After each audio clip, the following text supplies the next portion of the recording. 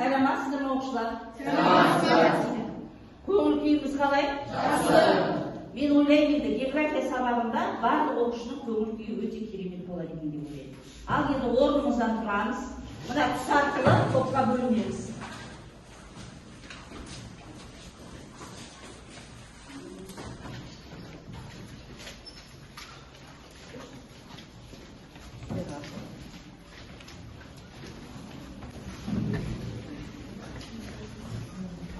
Бөліндік қой. Отырдық. Ал енді кім айтады, үйге берген тапсырма? Параграф қайсы үйге берген тапсырма? Параграф қайсы еді? 23 параграф. Үйге 23 параграф қой, иә? Кейбір сол параграфта көптеген термин сөздерді өткен болатынбыз. Ал бірінші топқа мен қоятын сұрағым, сауда ұйымдары дегеніміз не?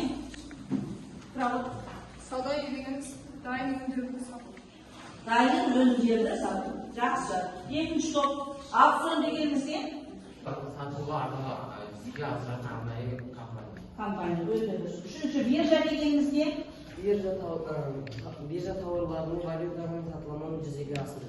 Мінекей балалар, біз үйге берген тапсырманы қандырдық, себебі өте экономикалық термин сөздер өткенбіз, иә? Экономикалық термин сөздерге осы бүгінгі жаңа айтып кеткен тапсырмаларын жазады екен. Мынау жерде, мінекей, біз қазір көптеген тапсырмалар орындаймыз, жаңа сабақ бастамас бұрын. Сондықтан енді 10 балдық қазір жүйемен оқып жатырмыз, иә? 10 балдық жүйемен әрқайсысы алған ұпайларını белгілеп отырасың, жауап берген ұпайларını. Түсініп ма? Бүгінгі біздің өтетін сабағымыздың тақырыбы, бүгінгі числомыз 8 сәуір 2022 жыл, дүниежүзілік шаруашылықтың салалары. Негізінде дүниежүзілік шаруашылықтың салалары өте көп. Біз соның ішінде өңдеуші, өндіруші және қызмет көрсету салалары бізге қалай қызмет атқарады екен, сол туралы өтеміз. Сабағымыздың мақсаты өндіруші және өңдеуші қызмет саласы шаруашылық түрлерін жіктейді екенбіз. Бүгінгі сабағымыздың тақырыбына сәйкес, сендер видеоролик көресіздер. Сол видеороликта сендердің оқулықтағы барлық тапсырмалар туралы кішкене шолып айтып кетеді. Ал енді тыңдаймыз көңілдерді бөлімдер. Қоғамдық өнім мен ұлттық табыстың басым бөлігі жасалатын материалдық өндіріс саласы. Өнеркәсіп ұлттық экономиканың шикізат, отын, энергия өндіру мен ағаш өнімдерін дайындаумен, өнеркәсіп және ауыл шаруашылық шикізатын, өндіріс құрал-жабдығы мен тұтыну заттарын өңдеумен айналысады. Біріншісі өндіруші өнеркәсіп, энергетикалық шикізат алу. Қазіргі бірінші жаңа сабақ бойынша тапсырмамыз серіппелі сауал әдісі деп атайды. Мен сендерге жаңағы не берем, сауал берем, сол сауалға сендер не қыласыңдар, жауап бересіңдер, иә? Ол жерде енді бізде әр сабақты бастамас бұрын негізгі ұғымдар беріледі ғой, сол негізгі ұғымдарға жауап бересіңдер. Бірінші топында сендер өндіруші. Өндіруші дегеніміз не? Екінші топ. Қызмет көрсету саласы дегеніміз не? Үшінші топқа өңдеуші өнеркәсіп дегеніміз не? Оны бір минут уақытымыз өтті. Ал енді қай топтайын екен? Үшінші топқа айта қояйық. Өңдеуші өнеркәсіп деген бұл шикізатты және шикізаттан алынған дайын өнімдерді өңдеумен немесе қайта өңдеумен айналысатын барлық салалар. Жақсы, өте жақсы. Екінші топ. Көрсетілетін қызмет көрсетушілердің үшін белгілі бір құндылығы мен бағасы бар іс-әрекеттер. Қызмет көрсету барысында қандай да бір заттық өнім жасалмайды. Тұтынушыға іс-әрекеттің өзі қажет. Қызмет өндірістік және өндірістік емес деп бөлінеді. Дұрыс айтты. Сонда сендер не қылады екенсіңдер? Қызмет көрсетеді екенсіңдер, иә? Екінші топ. Айта ғой әдемі. Жер қойнауынан алуан түрлі Сендерге қандай өнеркәсіп? өндіруші өнеркәсіп. Жер қойнауынан алуан түрлі шикізаттарды өндірушімен айналысатын салаларды өндіруші өнеркәсіп деп атайды. Оны адам әзірлей алмайтын өнімдерді өндіреді. Енді екінші тапсырмамыз. Көзбен көретін аймақтар әдісі бойынша мына көріп отқан заттарыңды бәрін жұппен бірігіп, соны қорғайсыңдар. Түсінікті ма? Бірінші топ қызмет көрсету саласы не болып тұрсыңдар? Екінші топ мынаны көріңдер мінекей. Не көрдіңдер? Ал осыны қорғап шыққан оқушыға 2 ұпайдан не бар? Бағаланады. Екінші тапсырма бойынша уақыт болды. Қай топ дайын? Қызмет көрсету саласы дайын екен. Бірінші көлік жүргіздім. Бұл көлік саласында бұл көлік өте жақсы дамыған. Көлік арқылы бұл көліктер жүк тасиды және адамдарды тасиды және көлік бізге өз қызметін көрсетеді. Келесі бұл жерде түрлі боянатын заттар, крем және де иісу. Бұларды біз әдетте түрлі дүкендерден сатып аламыз және тағы да басқа заттарды сатып аламыз және сатушылар осы заттарды бізге сатып өз қызметін көрсетеді. Келесі бұл бізде дәрігердің заттары. Дәрігер заттары біздің жүрек соғысымызды, жүрегімізді, өкпемізді, жалпы біздің денсаулығымызды тексереді және де біздің денсаулығымызда қандай да бір ақау болса бізге дәрі-дәрмек беріп бізді емдейді. Және де дәрігер де бізге өз қызметін көрсетіп тұр. Мұнайдан көптеген майлар өндіріледі. Оларға мысалға керосин, газ элемені, бензин, солярка, каучук, гудрун, пластмасса және бензол және тағы да басқалары жатады. Тағы да мұнай бізде асфальттың құрамына кіріп отырады.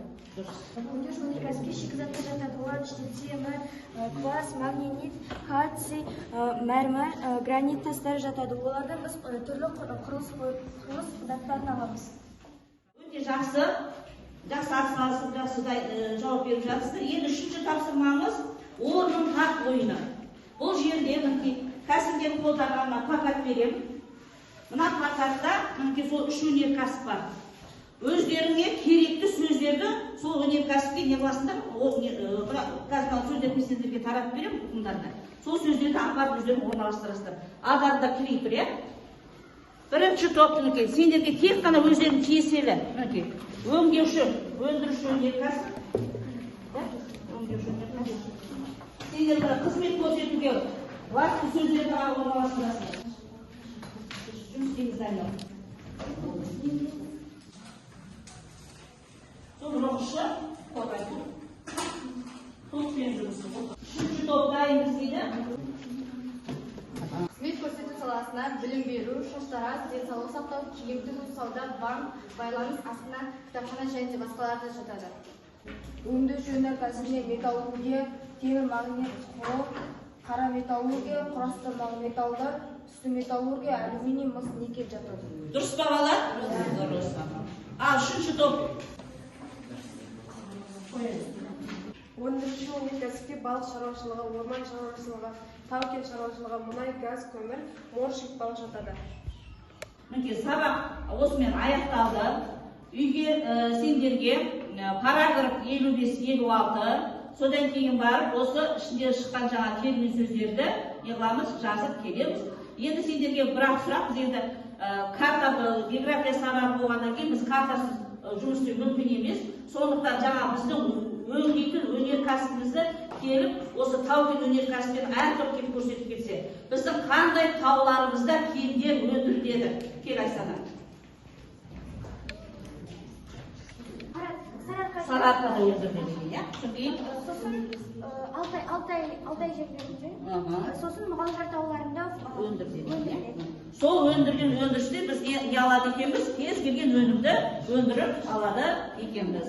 Енді өздеріңді осы бүгінгі өтіп жатқан тапсырма бойынша қалай ұпай жинадыңдар, қалай бағаладыңдар? Алай етті. Мен өзімді 10 балға есептедім, өйткені мен сабаққа жақсы атсалыстым, барлық сұрақтарға дұрыс жауап бердім. Тамаша, өте жақсы. Мен өзімді 9 балға бағаладым. Мен барлығына атсалысып өттім, алайда кейбір жерлерінде шатасып қалдым. Сонда қаншаға бағаладыңыз? 9 балға. Үшінші топ. Мержан, өзіңді қандай ұпайға бағаладың? Мен өзімді 9 ұпайға бағаладым, өйткені мен өзімді естедім, сабақтарды орындадым, бірақ кішкене бас жақтарында жақсы. Енді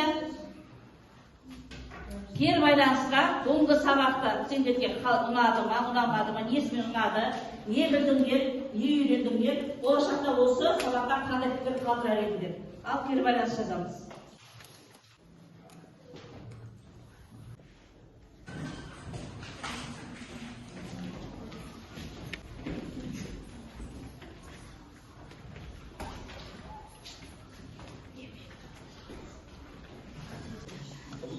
осы.